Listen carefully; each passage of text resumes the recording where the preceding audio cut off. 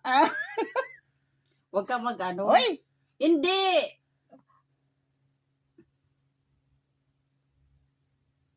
Hindi, iguguhit mo siya ng maayos. Ayan na! Kiliti ako na ba yan? Tumatay ang balahibo ko. Teka.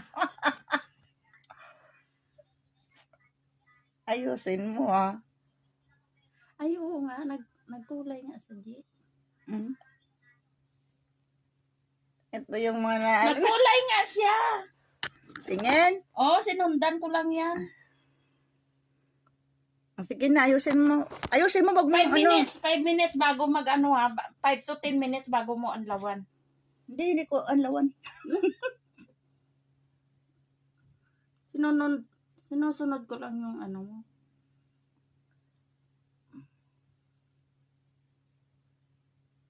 Kanina kunwari, lumalapat, ngayon diin na. Hindi ah.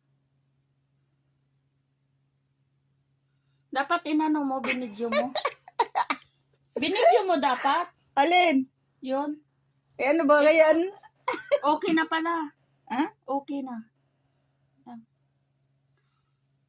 Okay na siya. Kasi ang kilay mo manipis eh.